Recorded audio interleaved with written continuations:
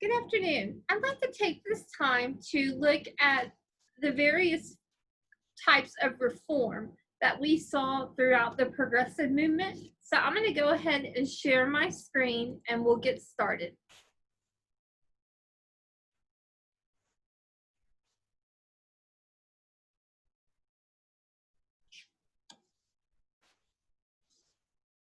The progressive movement revolved around various forms of reform, including governmental reform. And we can identify governmental reform on on the federal, state, and municipal levels. Regarding federal state government reform, historians note the 16th Amendment, the 17th Amendment, the 18th Amendment, and the 19th Amendment. On February 3rd, 1913, the 16th Amendment was officially ratified by the required number of states. The 16th Amendment gave the federal government the power to levy taxes upon all U.S. citizens. By creating a new federal revenue stream, the federal government would now have the financial backing that it needed to support its various initiatives. Please note that in some states, not including Texas, U.S. citizens not only pay a national tax, but they also pay an additional state tax. On April 8, 1913, the 17th Amendment was officially ratified by the required number of states. The 17th Amendment called for the direct election of all federal senators. Prior to the 17th Amendment, federal senators tended to be elected by their state legislatures. That is no longer the case. As you recall, the recent federal Senate race between Beto O'Rourke and Ted Cruz. The 17th Amendment truly expanded democracy within our state and federal government processes. On January 16, 1919, the 18th Amendment was officially ratified by the required number of states. The passage of the 18th Amendment was a result of the efforts driven by the temperance movement. The 18th Amendment made it illegal for U.S. citizens to purchase, consume, or manufacture alcohol within the U.S. Eventually, the 18th Amendment would be repealed by the passage of the 21st Amendment. The 21st Amendment did not attempt to eradicate alcohol from society, but instead it gave the federal and state governments the power to regulate the sale, consumption, and manufacturing of alcohol. On August 18, 1920, the 19th Amendment was officially ratified by the required number of states. The passage of the 19th Amendment was a result of the efforts driven by the women's suffrage movement that lasted from 1848 to 1920. Historians argue that the early leaders of the women's suffrage movement have once argued that women should have the right to vote because women were the mothers and educators of future politicians. This early faction of the women's suffrage movement tended to be much more conservative and much more passive.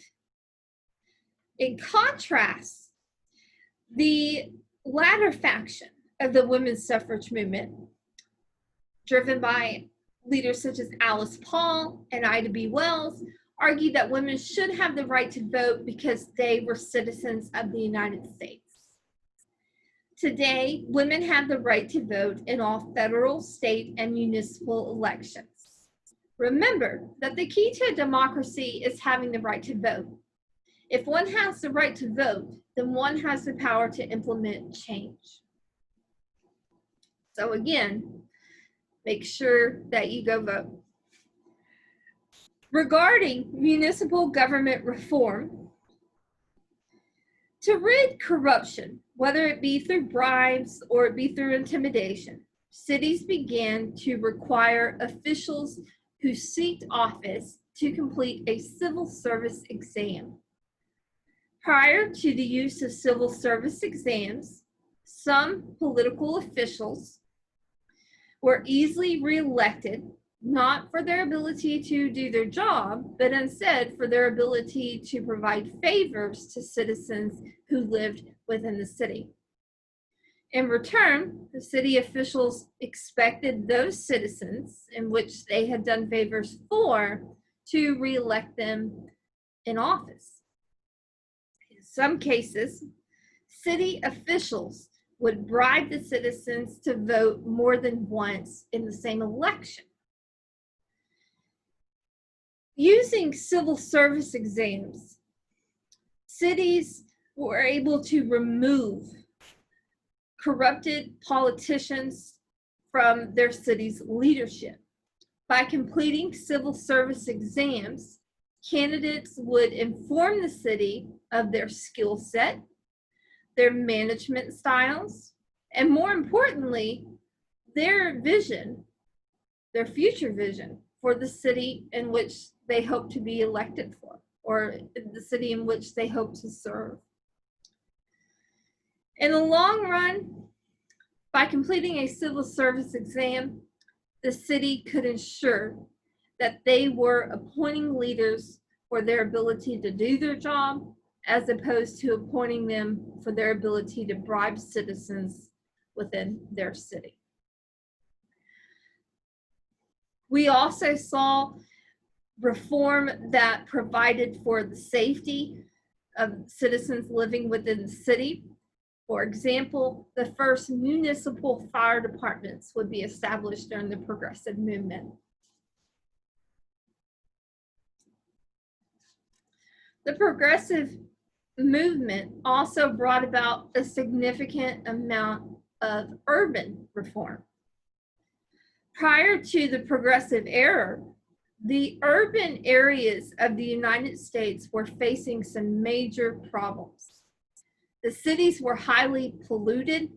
The growing pollution had a devastating effect upon the health of the people who lived in the city and the overall city environment.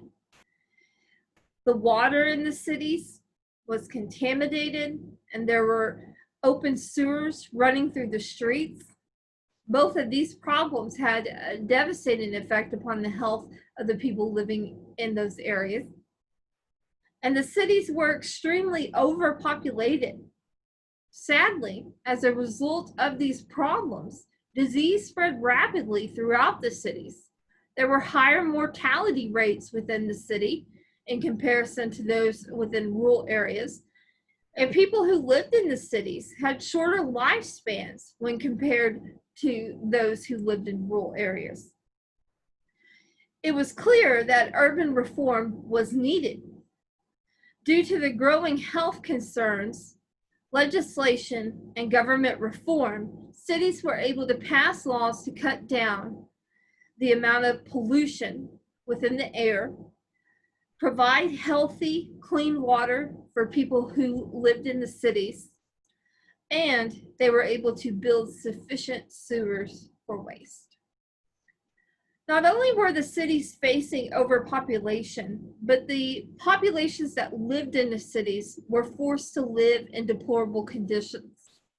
Tenant owners forced the people who paid rent to live in the worst of circumstances. For example, a family of 5 living in a 12 by 12 foot room. Prior to the Progressive Movement, landlords or tenant owners were not required by law to keep their buildings in acceptable condition for the people who lived there. They took advantage, mostly out of greed, of the people that they exploited daily. One of the solutions that came about during the Progressive Era was the creation of the streetcar. Prior to the use of the streetcar, people were forced to live within walking distance of where they worked. As a result, the cities were extremely overpopulated. Now, with the streetcar, people could live outside the city and use the streetcar to commute into the city to work every day. Thus, the streetcar created today's suburbia.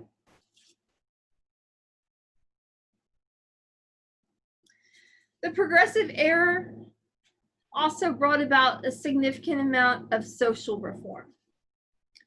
The temperance movement and the settlement house movement evolved during the Progressive Era. The temperance movement aimed to limit, if not remove, alcohol completely from society. Leaders of the temperance movement argued that the use of alcohol resulted in an increase of domestic violence and overall crime rates. They pushed for legislation that would ban the manufacturing, buying, selling, and consuming of alcohol, especially within urban areas. Their efforts resulted in the 18th Amendment. Ratified on January 16, 1919, the 18th Amendment made it illegal for people to manufacture, buy, or sell, consume alcohol within the United States. The 18th Amendment is also referred to as the Prohibition Amendment. Prohibition gave rise to organized crime in the U.S. Individuals such as Al Capone made millions by promoting violence and prostitution, illegally selling alcohol to citizens, and exploiting Americans during this time. The federal government would repeal the 18th Amendment during the Great Depression. With that being said, the federal and state governments would then regulate when and where alcohol could be purchased within the United States. For example, in the state of Texas, we have what are considered wet and dry counties. Although prohibition was repealed, organized crime in the United States would continue to rise. It would expand to various areas of the country, notably New York City, Chicago, Las Vegas, Miami, and New Orleans. By the 1980s, organized crime had infiltrated many legitimate businesses and corporations within the United States. The settlement house movement aimed to benefit the lives of people living primarily in urban areas. Jane Addams is considered to be the pioneer of the settlement house movement in the United States. Prior to dedicating her time to establishing the Hull House in Chicago in 1889, she had dedicated much of her time establishing settlement houses in Europe. During the Progressive Era, the settlement house movement provided resources to urban communities throughout the country. Settlement houses provided social and educational opportunities to people living within surrounding areas. And by 1920, there was approximately 500 settlement houses across the United States. The Progressive Era also brought about significant labor reform. Prior to the Progressive movement, many employers, out of lack of empathy or ignorance, did not protect their employees in the workplace. Referencing the Triangle Shirtwaist Factory fire in New York City, the employers of the factory locked its employees on the factory floor and did not consider the dangerous working conditions that they forced their employees to work in. As a result of the manager's negligence and ignorance, the factory floor caught on fire on March 25th, 1911. Because the employees were locked in on the factory floor, they cannot escape the fire. Heartbreakingly, 145 young women and children died as a result of the fire. After this tragedy occurred, Congress began to pass pieces of legislation that would provide the following for employees: a standard and reasonable number of working hours per week, a standard and reasonable wage for work hours, safety laws and regulations for workplaces, including the requirement of a fire escape on multi-floored buildings, exit doors, and public doors that opened to the outside, and laws that made it illegal for businesses and companies to employ and exploit children.